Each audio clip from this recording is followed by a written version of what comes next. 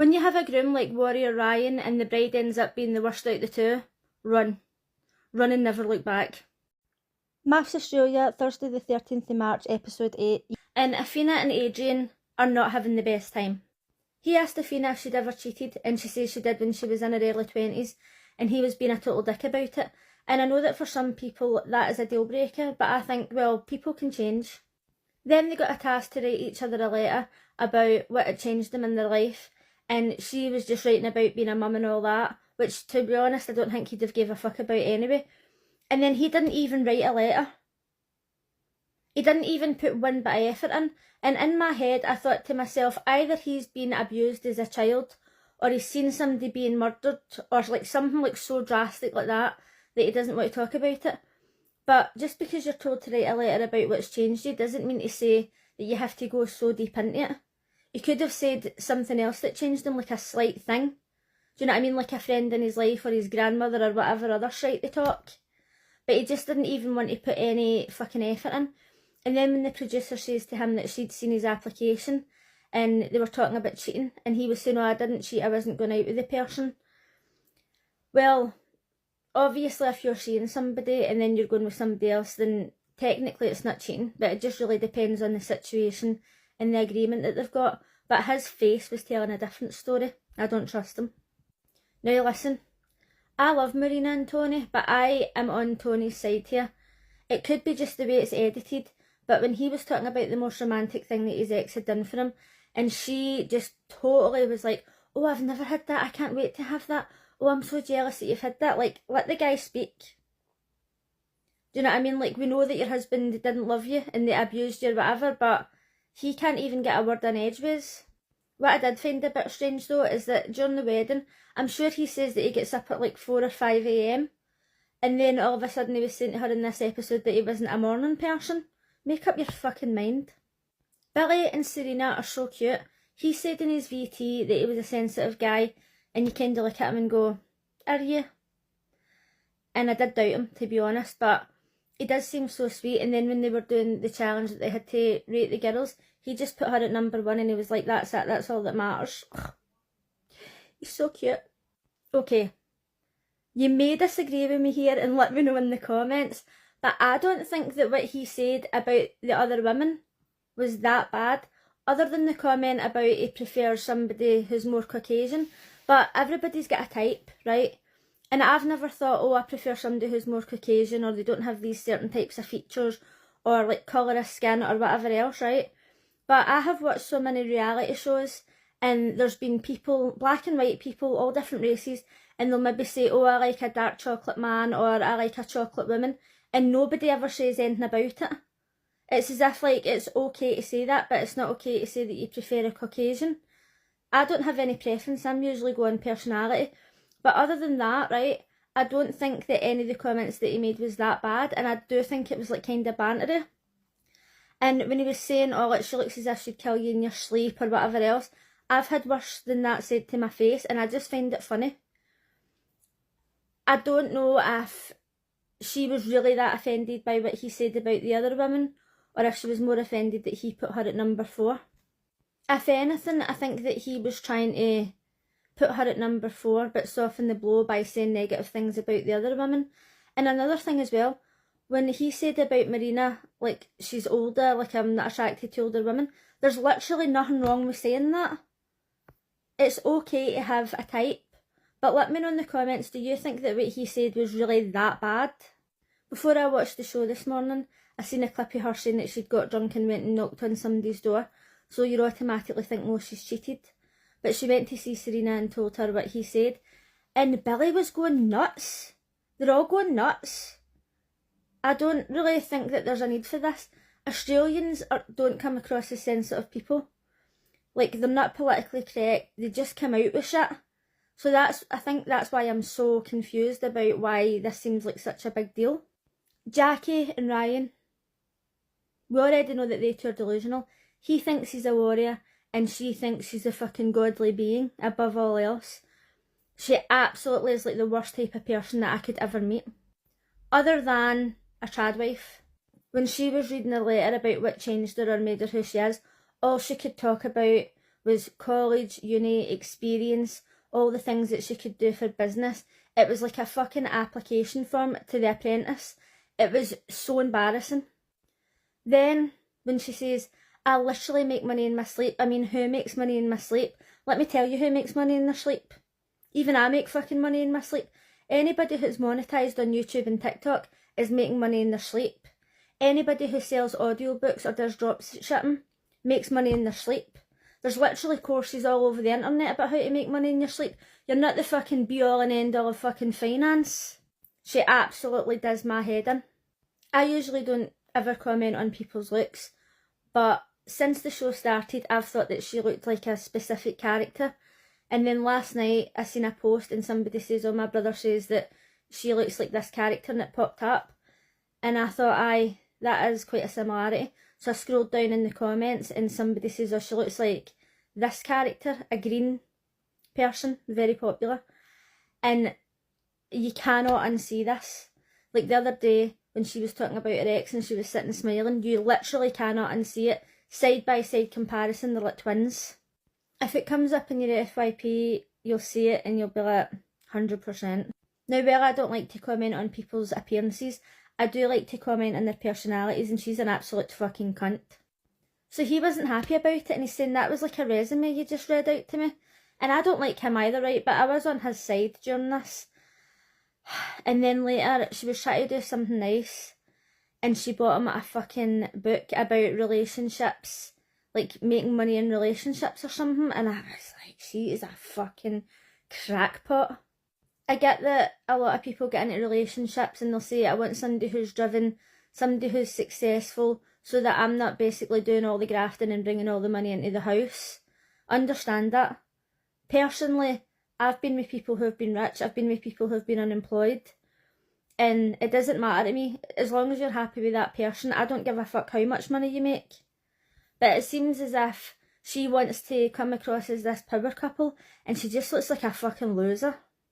But it could be worse. She could be a trad wife. Let me know in the comments what you thought of today's episode, and let me know, do you think that those comments he made about those other women were that bad? Like if somebody says to you, oh, you look as if you've got crazy eyes, you look as if you'd kill me in my sleep, I would just laugh that off. To me, it's not a big deal. But let me know in the comments what you think, and I'll see you again tomorrow. Bye! If you had to rank your partner's looks with others, would you be honest, or would you put them first to spare their feelings? MAFS Australia, Wednesday the 12th of March, episode 7. And Katie went back to the apartments on her own. Now, I love Katie, but I was very confused by this whole situation.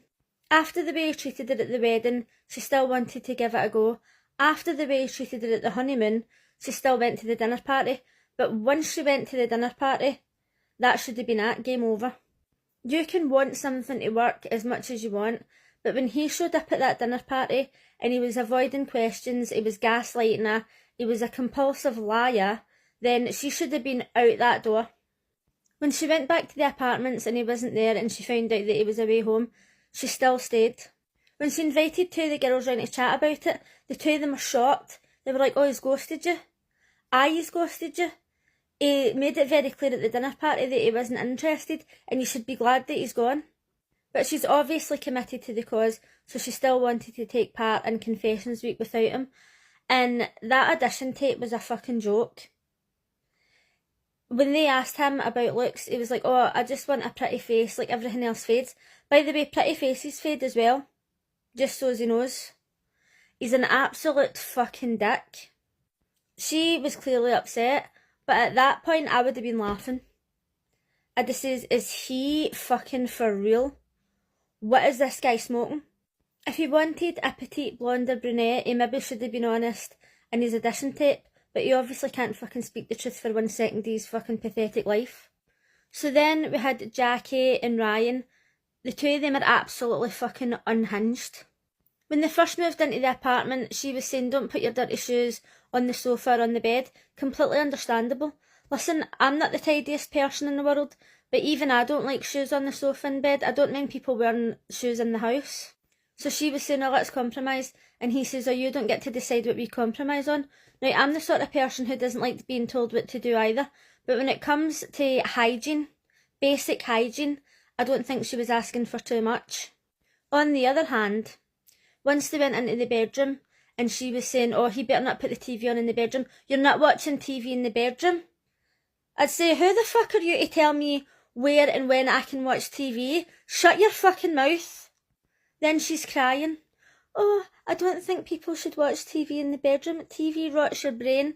Well, are you trying to tell me that she's went onto MAFS and she's never watched it before?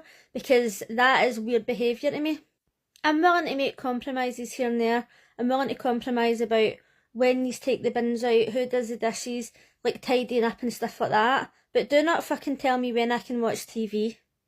Like if I had been seeing somebody in the past and they made a comment about me having a PlayStation and they says, oh, do you play games like with an attitude? I'd be like, do you know what, get the fuck out of my house. I don't know what kind of personality disorder it is that she's got, or if it's just a superiority complex, but I can't fucking stand her.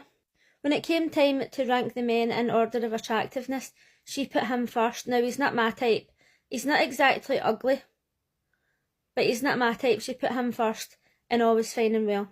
But when it came his turn to rank the women, he decided to be honest, and I would rather my partner was honest. My partner would know that I'm going to put them first because to me, they're a solid 10. Nobody in life, to me, has ever been hotter than my partner. But if they were ranking me, even against just my friends, and they put me first, I'd be like, right, let's be serious here. It's okay, we can be honest. So in the end, he put her third, which I thought was extremely generous. If I was ranking her with the rest of the women, I would have put her last. If you had to rank the women based on personality, she wouldn't even be on the list. It'd get fucking shredded and burnt. And if I had to rank the men's attractiveness, he would be third from the bottom if Tim and Elliot were still in it, but since they're not in it, he would be at the bottom. He's got a superiority complex as well, so I can totally see why the judges put these two together. The next day they had another challenge and they had to speak about their exes, and she says that she likes really tall guys with like Adonis bodies, and he's raging. I don't know why he's raging, because he thinks he's a warrior, he thinks he's a knight. I'm surprised he didn't sit there and go, oh, an Adonis body, that's me. He's so fucking delusional. The two of them are delusional. As I said before, this rainbow wasn't caused by the sun, it's literally caused by delusion. Well, I'm glad she got her revenge on him, because he's an absolute fucking dick. Athena and Adrian were also rating each other's looks. Personally, I think that she is way too good looking for him. He's not my type. Obviously, she thinks that he's hot as fuck. If I was to rate the women, it would be quite hard, because it would be between her and the two women with the dark hair. The three of them are stunning, so it would be pretty hard. The three of them would probably have to be first, but he wouldn't even be in my top 4. When they were watching the audition videos and he was talking about he wants to have kids yesterday, she was right to be annoyed, because she says, obviously the judges thought that you were ready to be a dad now. You didn't mention anything about not wanting to be with somebody who's already got a child, and he's just got such a fucking immature outlook on it. I don't have kids of my own and I've never wanted kids of my own, but if I'd have met somebody with kids, I would have dated them as long as it wasn't a baby, because I don't like babies. All I was thinking when I was watching this is, here's hoping that when he finally finds somebody to have a family with, his wife doesn't die or leave him, because he can't then expect a woman to come and join his family. I think at this point she's better off just leaving him, because he's a child. Then we've seen a clip from tomorrow where they've got to write each other letters and he's refusing to do it, so just fucking get rid of him. Sarah and Billy had the challenge where they had to write letters and open up about themselves, and Billy was saying that he felt rejected by his dad growing up and he felt as if he missed out. I get that people go through similar experiences in life and they handle it differently. Personally, my dad left me when I was young, and when I grew up, I never felt rejected. I just thought, his loss. I was a bit raging that I didn't get as many Christmas presents, but that was about it. He was the adult and I was a child, and when I had got a bit older, he was at a funeral and his girlfriend had said, oh, why haven't you reached out or whatever? And even as a teenager, I thought, why the fuck should I reach out? He's the dad. So when I've watched like reality TV in the past, and people have said, oh, my dad left me when I was 2, and now I'm an adult and I love him and I want to get to know him, that doesn't make any sense to me, because if they wanted to know you, they'd know you. Fuck them, they're not worth your time. But anyway, as I said, we all cope with things differently. She was really understanding, because I'm sure she said before as well that she had issues with her dad.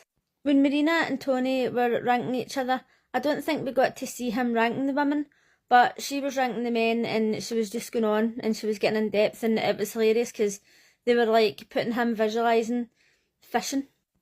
But she was ranking the men based on personality, because she was saying, I'm not here to meet a younger man, but he was there and he didn't speak to me, he was there and he didn't speak to me, which is fair enough. I feel like we didn't get to see that much of the other couples, but in regards to Katie, I had posted a video asking if you would rather see Katie get a second chance or Elliot get a second chance, because as we know, Elliot gets another bride and he comes back. And some people are saying, oh, Elliot will get the views, but to be honest, I have been watching reality TV for over 30 years, way over 30 years, and I feel like there's a difference between drama and just having narcissistic cunts on TV. I watch F-Boy Island and you get a lot of misogynists and skis bags on there, but I like it because they're trying to act nice the whole time, and then in the end you find out if they're F-boys or not. But Elliot came on and he made it very clear that he's a misogynist, a narcissist, and he's also going to be abusive. I'm sorry, but I would rather watch TV and see somebody actually find love than somebody to go on and treat women or men like total shit. But he is coming back, so there's not really much we can do about that. A lot of people in the comments were also saying that Katie got stitched up, but after watching Tim's audition video, I really don't think that the experts expected him to be such a fucking skis bag, compulsive lying arsehole. That being said, I still don't think that he's done anything to warrant him losing his job, if he actually has, because his best friend says that he's lost his job over it. Let me know what you thought of last night's episode, and I'll see you again tomorrow. Bye!